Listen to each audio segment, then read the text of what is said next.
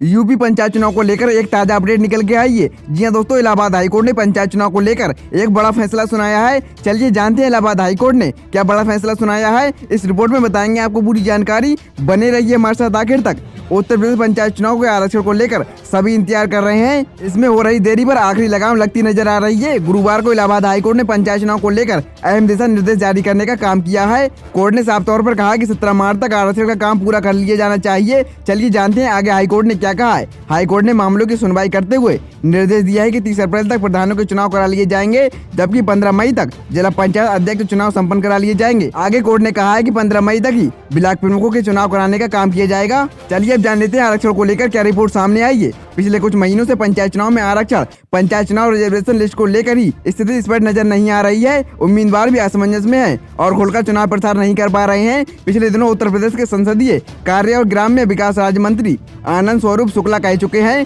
कि तृतीय पंचायत चुनाव के लिए 15 फरवरी तक स्थिति स्पष्ट हो सकती है। साथ ही पंचायती राज मंत्री भूपेंद्र सिंह ने कहा कि तृतीय पंचायत चुनाव अप्रैल के अंतिम सप्ताह तक पूरा करने का काम कर लिया जाएगा। आगे पंचायती राज मंत्री ने कहा कि आरक्षण चक्रानुपात में ही किया जाएगा। साथ ही अब आपको बता दें, पिछली सरकार ने वर्ष 2015 में ये चुनाव में रोटेशन प्रक्रिया को शून्य घोषित करके किया था और नए सिरे से आरक्षण जारी करने का काम किया गया था। चलिए अब जान लेते हैं विधानसभा चुनाव को लेकर क्या बड़ा फैसला आया है। राजनीतिक विशेषज्ञ मानते हैं कि राज्य में निकट भविष्य में होने वाला पंचायत चुनाव 2022 के विधानसभा चुनाव का पूर्वाभास से होगा और साथ ही उत्तर प्रदेश में अगर समय से चुनाव होता है तो 25 दिसंबर से पहले ही ग्राम सभाओं में नए ग्राम प्रधान चुन लिए गए होते, लेकिन कोरोना वायरस महामारी के चलते यह चुनाव प्रभावित हुआ और इसमें देरी हो गई। अब मतदाता सूची जारी कर दी गई है। भाजपा पंचायत चुनाव में किन पदों पर अपने उम्मीदवार उतारेगी, इसे लेकर असमंजस बना हुआ है। इसी बीच इस रिपोर्ट की सबसे अहम जानकारी जान लेते हैं। उत्तर प्रदेश में पंचायत चुनाव कराने के लिए राज्य निर्वाचन आयोग ने भले ही हाईकोर्ट से 60 दिन की मोहलत मांगी है, लेकिन वर्ष 2000 में आयोग मात्र 37 दिनों में चुनाव की प्रक्रिया पूरे करने का रिकॉर्ड बना चुका है।